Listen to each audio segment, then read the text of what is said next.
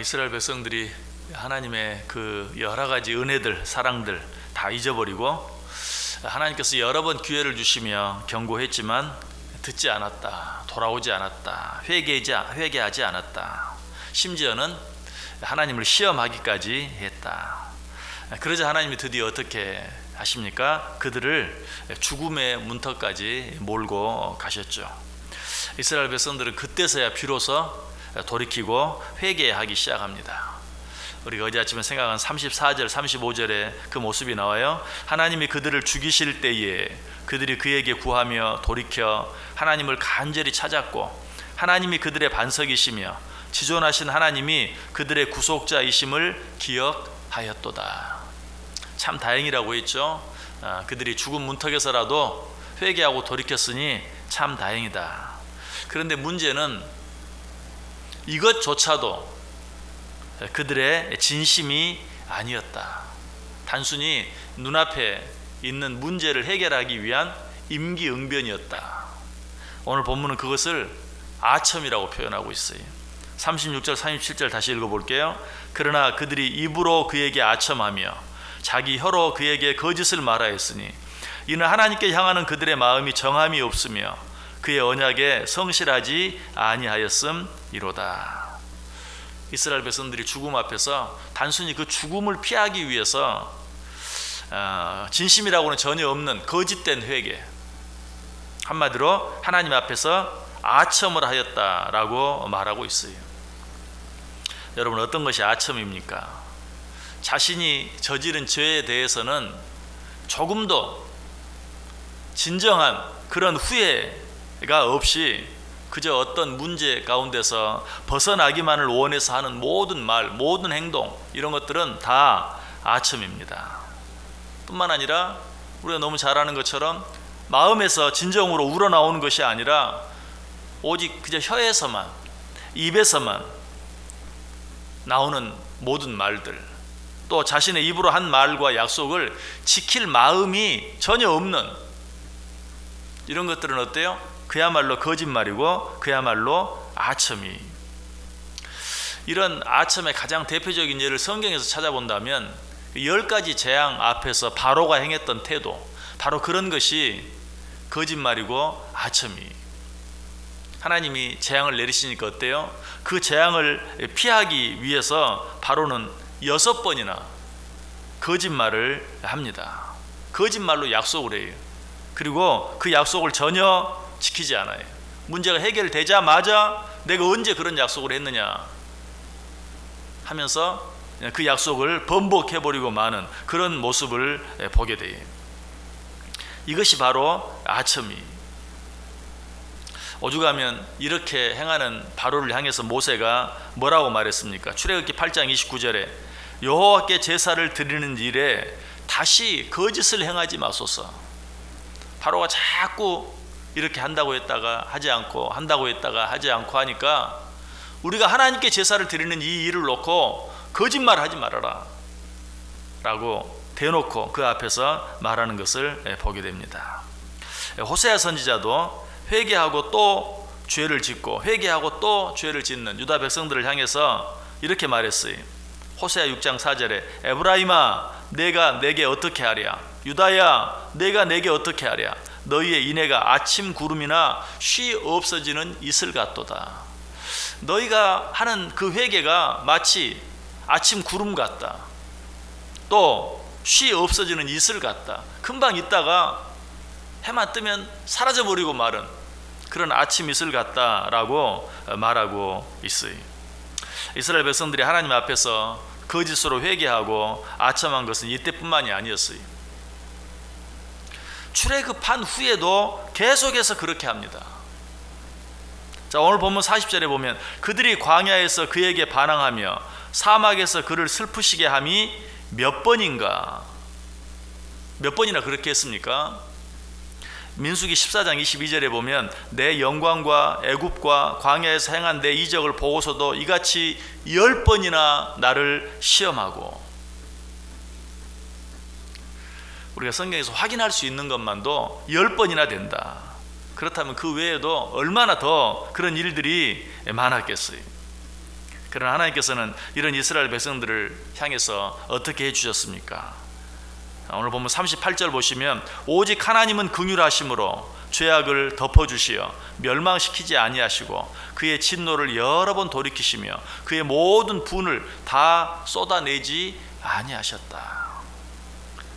여러 번 하나님께서 진노를 베푸시려다가 다시 돌이키시고 다시 돌이키시고, 무엇보다도 그의 분을 쏟아내실 때도 다 쏟아내지 아니하셨다. 100% 쏟아내지 아니하셨다. 왜? 그렇게 하면 그들이 죽기 때문에. 우리들이 늘 하는 말처럼 죽지 않을 만큼만 진노하시고 분노하시고 하셨지 그 진노와 분노를 다 쏟아내지 않으셨다라고 말하고 있어요. 이 하나님의 은혜, 이 하나님의 긍휼하심 때문에 우리가 여기 있다고 그랬죠. 여러분 정말 새벽마다 하나님 앞에 나올 때마다 이 사실만 기억한다면 여러분들은 충분히 은혜를 받을 수 있어요. 새벽에 나오신 보람이 있어요. 나를 향한 그 하나님의 은혜와 긍휼하심 때문에 이 새벽에 내가 또 하나님 앞에 나왔습니다. 내가 잘못한 일이 많이 있지만 때때로 하나님이 징계하시기도 하지만 내가 징계한 횟수에 비하면 하나님이 진노하신 횟수가 너무나 작다는 것. 10번에 한 번, 아니 100번에 한 번, 그리고 그 한 번도 어때요? 하나님이 진노를 다 쏟아내지 아니하시고 우리가 죽지 않을 만큼 그렇게 하나님께서 우리를 대우해 주셨기 때문에 이 자리에 나와왔어요. 여러분 꼭 기억하세요.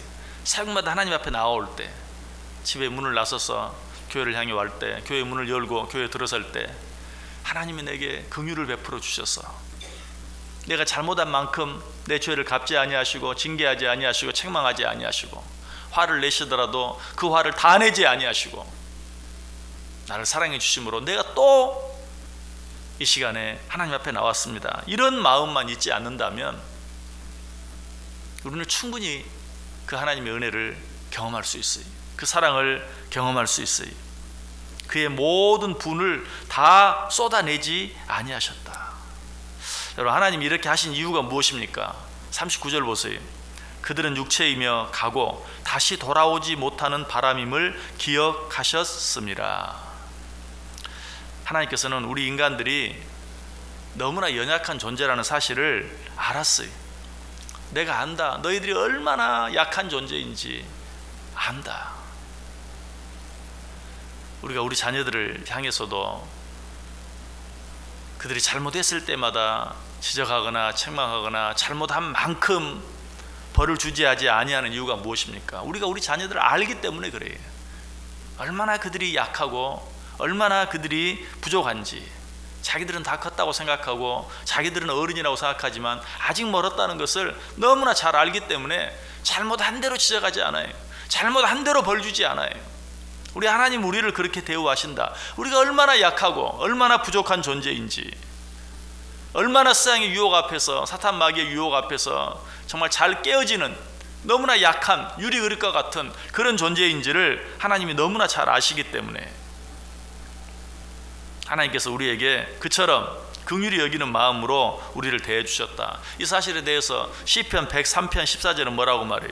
그가 우리의 체질을 아시며 우리가 단지 먼지뿐임을 기억하시도다.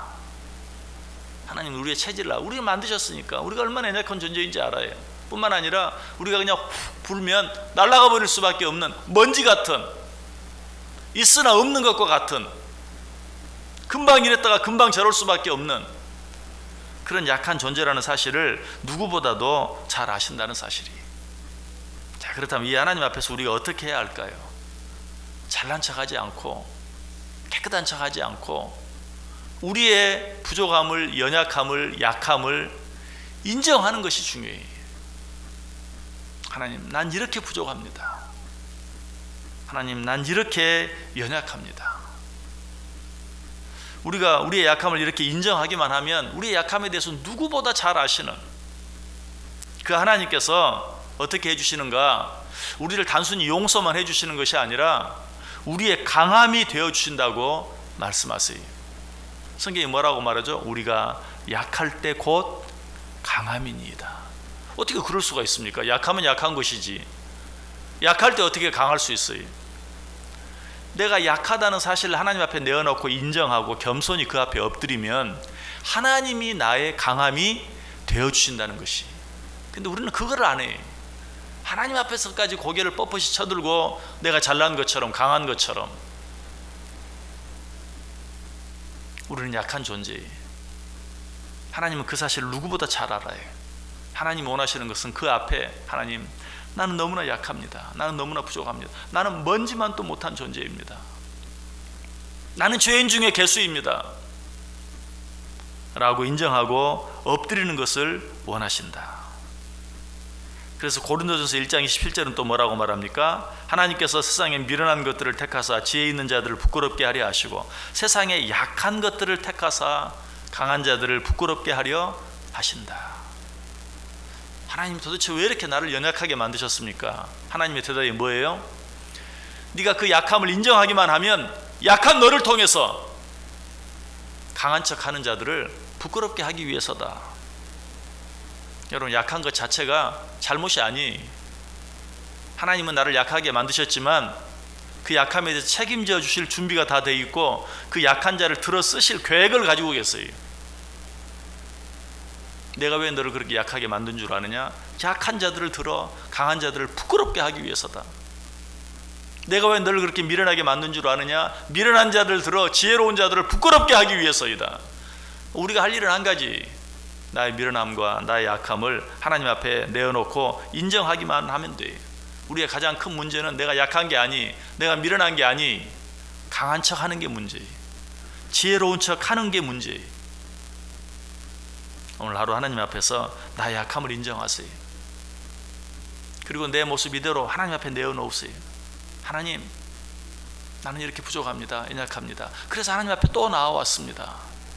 하나님, 이 하루도 나의 약함을 아시고 붙들어 주옵소서. 나와 함께 해 주옵소서.